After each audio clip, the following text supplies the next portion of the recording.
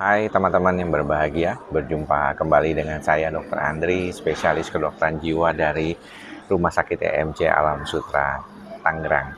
Saat ini saya sedang berada di Istanbul, kebetulan dalam perjalanan menuju Vienna, Austria, untuk menghadiri kongres psikofarmakologi ya, berbicara tentang pengobatan psikiater.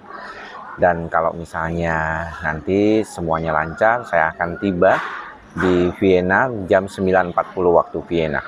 Teman-teman, kebetulan dalam perjalanan dari Jakarta ke Istanbul selama 12 jam tadi memang cukup lumayan panjang, dan kita terbang dari jam 8:15 tepat sampai sini jam 3 ya, jam 3 pagi.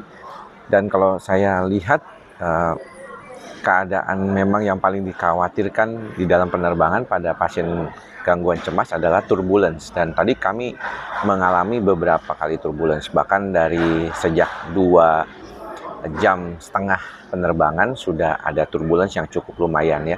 Jadi biasanya kalau turbulence itu goyang, tapi ada juga yang turun naik tuh ya. Yang paling nggak enak tuh yang turun naik sebenarnya tuh ya.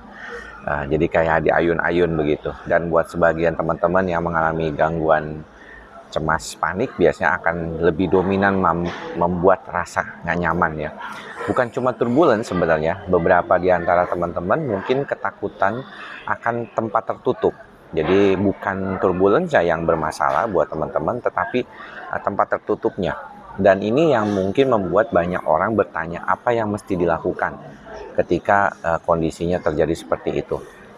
Buat saya yang paling dominan buat pasien yang sering mengalami gangguan kekhawatiran akan takut naik pesawat terbang adalah teman-teman harus menyiapkan diri dulu gitu ya. Kalau pasien yang mengalami panik mungkin tidak disarankan minum kopi seperti saya ini sedang minum kopi Turkish ya, Turkish coffee.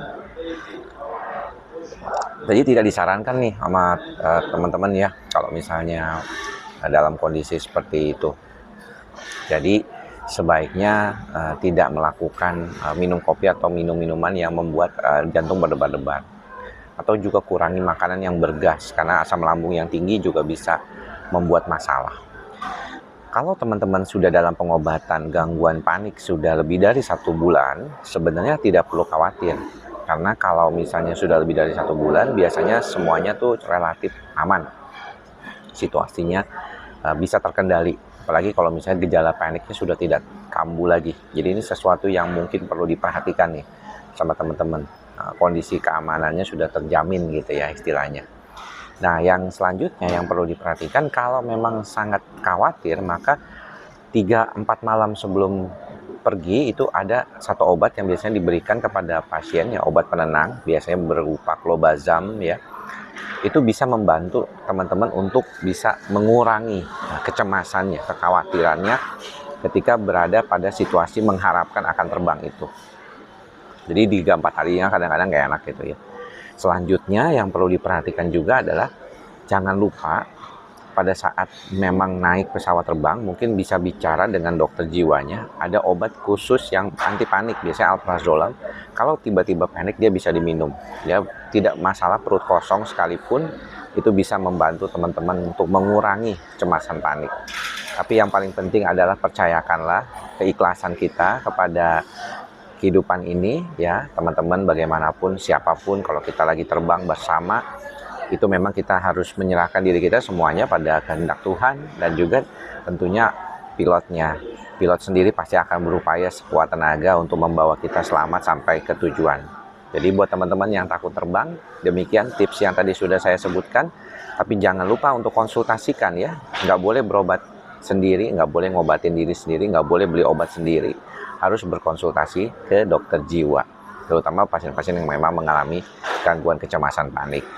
Sampai bertemu lagi di video-video berikutnya. Nanti kita akan ada video dari Vienna, Austria.